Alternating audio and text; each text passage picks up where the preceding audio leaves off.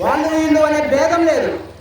మనుషులందరూ మారు మనసు పొంది, అంతటా అందరూ మారు మనసు పొంది బాప్తిస్మ అనుభవంలోకి వచ్చి ఆయన యొక్క శరీరముని, ఆయన యొక్క రక్తంని తాగేవారు ఉండాలి. కానీ మనము ఆ బాప్తిస్మ అనుభవంలోకి రాము, ఆ బాప్తిస్మాన్ని తీసుకోము, ఆయన యొక్క శరీరాన్ని తీసుకోము, ఆయన యొక్క రక్తాన్ని తీసుకోము. కానీ మనం ఏమి తీసుకుంటాము అంటే 1 కొరింథీయులు 10వ అధ్యాయము 20వ వచనం నుంచి 22వ వచనం వరకు చదువుకోగలిగితే మన యొక్క ప్రవర్తనలు ఎలా ఉన్నాయంటే అన్యులకి క్రైస్తవులకి తేడా లేకోకుండా జీవిస్తున్నాం కదా. మరి అన్యుల యొక్క క్రియలు ఎలా ఉంటాయి అనేది మనకి ఇక్కడ ఈ యొక్క 1 కొరింథీయులు 10వ అధ్యాయము 20వ వచనం కనుక చదువుకోగలిగితే మనకెంతో స్పష్టంగా తెలుస్తుంది.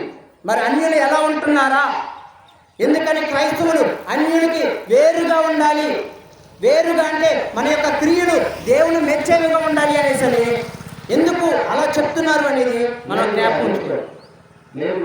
లేదు కానీ అన్యజనులందరూ అర్పించు బలులు దేవునికి కాదు దెయ్యములకే అర్పించుచున్నారని చెప్పుచున్నాను. మీరు దెయ్యములతో పాలువాలవుట నాకు ఇష్టం లేదు. మీరు ప్రభువు పాత్రలోనిది దెయ్యముల పాత్రలోనిది త్రాగనేరరు. ప్రభువు బల్ల మీద ఉన్న దానిలోను దెయ్యముల బల్ల మీద ఉన్న దానిలోను కూడా పాలు పొందనేరరు. ప్రభువునకు రోషము పుట్టించదవా? ఆయన కంటే మనము బలవంతులమా? ఏమంటుందని వాక్యం? ప్రభువునకు రోషము పుట్టించదవా? ఆయన కంటే మనము బలవంతులమా అనేసని మనకు ఒక క్వశ్చన్ వేస్తుంది వాక్యం. ఎందుకని క్వశ్చన్ వేయవలసి వచ్చింది అని అంటే ఈ యొక్క అన్య జనాంగం చేసేవి క్రైస్తవులు చేస్తున్నారు. యేసుక్రీస్తు వచ్చి నా యొక్క శరీరమును నా యొక్క రక్తమును త్రాగండి అని అంటే మనం దానిలో మటుకు పాల్పొంపులు పొందాం. ఆ యొక్క రక్తంని ఆ యొక్క శరీరాన్ని తీసుకోము. కానీ ఏమి తీసుకుంటాము అని అంటే ఈ యొక్క వాక్యం తెలియజేస్తుంది, దెయ్యముల పాత్రలో ఉన్నది తాగుతారంట, విగ్రహార్పిత బలులను తీసుకుంటారంట, వాటికి అర్పించిన ప్రసాదాలను తీసుకుంటారంట. మరి క్రైస్తవులు ఇవన్నీ తీసుకోవచ్చా, తినొచ్చా అంటే తినకూడదు. తేడా ఉండదు. ఎక్కడ చూసినా మన క్రైస్తవులే, ఎక్కడ చూసినా ఎక్కడ ప్రసాదం చూసినా సరే మన క్రైస్తవులే కనబడతారు ముందర. ఏ ముందులే అని మొహమాటం కొద్దీ పక్కన వాళ్ళే కదా అని చెప్పేసని మొహమాటానికి పోయి తీసుకున్నావా, దేవునికి రోషము పుట్టించదవా అని చెప్పేసని అపోస్తులైన పౌలు మనకి కొరింథీయులకు రాసిన పత్రికలో ఎంతో స్పష్టంగా తెలియజేస్తున్నారు. యేసుక్రీస్తు ప్రభువారేమో నా యొక్క శరీరం తినమంటే మనం అది తీసుకోము, బాప్తిస్మాన్ని నమ్మము, రక్షింపబడము. కానీ మనం ఎక్కడికి వెళ్తాము అంటే దెయ్యముల బల్లలోనిది. అందుకనే మొదట్లోనే అన్న చాలామంది తెలివి గల వారు ఎలా ఉంటారు అని అంటే ఆచారాలు, ఈ యొక్క లోక ఆచారాలు ఇవన్నీ పాటించుకుంటూ దెయ్యముల బల్లలో ఉన్నది దేవుని బల్లలో ఉన్నది రెండూ తినేయాలని చూస్తారు. ఎందుకంటే అక్కడి నుంచి ఆశీర్వాదాలు వచ్చాయి, ఎక్కడి నుంచి ఆశీర్వాదాలు వచ్చాయి, రెండు చోట్ల నుంచి ఆశీర్వాదాలు వచ్చాయని చెప్పేసి ఎంతో స్వార్థపూర్వకంగా ఆలోచిస్తారు మన క్రైస్తవులు. మరి మన క్రైస్తవులు అలా ఉండవచ్చా? విగ్రహానికి అర్పించిన ఆ యొక్క ప్రసాదాలు మనం తినవచ్చు అంటే తినకూడదని ఎంతో స్పష్టంగా తెలియజేస్తున్నాం. ఇప్పుడు దాకా ఆ భేదం లేకుండా తినేసాం. ఇప్పుడు నుంచి అయినా దేవుని యొక్క వాక్యం చెప్తుంది వాటి జోలికి వెళ్ళొద్దు. ఒకవేళ వాటి జోలికి వెళ్ళేవారుగా ఉన్నారా, మీరు ఎలా ఉంటారు అంటే దేవునికి రోషం పుట్టించేవారు ఉన్నారు. తద్వారా మనం ఆయన యొక్క ఉగ్రతను మనమే తెచ్చుకునే వారుగా ఉన్నాం.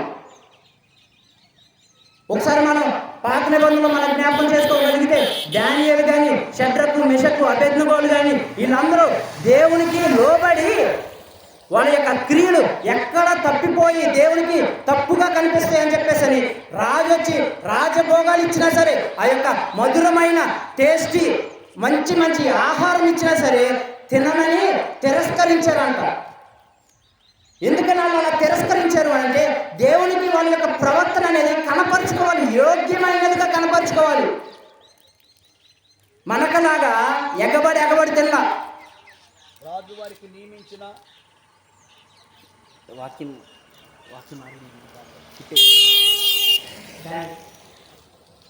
చదివి సహాయం చేయండి. రాజు వారికి నియమించిన భోజనమును, రాజు వారికి నియమించిన భోజనమును, పానము కొరకైన ద్రాక్షరసమును, పానము కొరకైన ద్రాక్షారసమును ఆ నియమములు తీసివేసి, ఆ నియమములను తీసివేసి వారికి శాఖాదాయం ఇచ్చెను. వారికి శాఖాహారం ఇచ్చెను. ఏంటంట? దేవునికి వాళ్ళు లోబడ్డారు. రాజు చెప్పిన ఆజ్ఞకి లోబడకుండా దేవుని వైపు చూస్తూ, ఆయన వైపే చూస్తూ వాళ్ళ యొక్క క్రియల్ని కనపరుచుకోవాలని, ఒక యోగ్యమైన క్రియలు కనపరుచుకోవాలని చెప్పేసరి వాళ్ళు ఇచ్చిన, రాజు ఇచ్చిన ఆ ద్రాక్షారసమును కానీ, ఆ యొక్క మంచి మంచి భోజనాలు ఏవి కూడా తీసుకోకుండా తిరస్కరించారంట.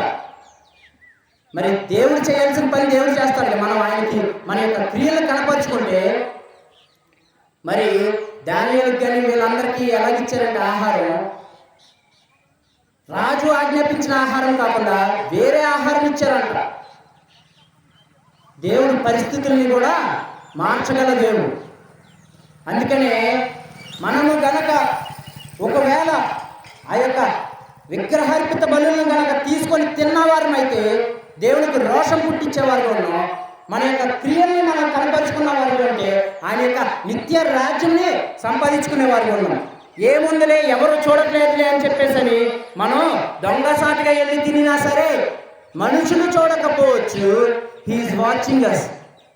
మనల్ని గమనిస్తూ ఉంటాడు. ఏ చీకట్లో ఉన్నా, ఏ కారణంలో ఉన్నా, ఏ మూల ఉన్నా, ఎంత దాక్కొని నువ్వు తిన్నా సరే, విగ్రహార్పిత బలిలే కాదు, విగ్రహారాధన చేసినా కానీ దేవుడు క్షమించడండి. ఒకసారి ఇశ్రాయేలీయులు కనుక మనం జ్ఞాపకం చేసుకోగలిగితే వాళ్ళంతా దేవునికి వ్యతిరేకమైన కార్యాలన్నీ చేశారంట. ఏమేం కార్యాలు చేశారంటే విగ్రహార్పిత బలులు తిన్నారు, విగ్రహారాధన చేసుకున్నారు, వాటిని పూజించారు, వాటికి కావాల్సిన క్రియలన్నీ చేశారు. దేవుణ్ణి విడిచిపెట్టి లోకానుసారమైన క్రియలన్నీ చేసుకుంటూ దేవుని యొక్క ఉగ్రతను తెచ్చుకున్నారు. మరి ఎంతమంది మొదలయ్యారు, ఎంతమంది ఆ యొక్క పాలుతేనెలు ప్రవహించు దేశానికి చేరుకున్నారు అనేది ఎవరికి తెలియదు కాదు ఈ విషయం. మరి మిగతా వారందరూ ఎందుకు చనిపోయారు అని అంటే వాళ్ళు దేవునికి వ్యతిరేకమైన కార్యాలు చేశారు. అందుకనే దేవుని యొక్క ఉగ్రత వాళ్ళ మీదకి వచ్చింది. ఈ యొక్క వాక్యం కూడా మనకు తెలియజేస్తుంది, అదే గుర్తు చేస్తుంది. ఏమనంటే దేవునికి రోషము పుట్టించేదవా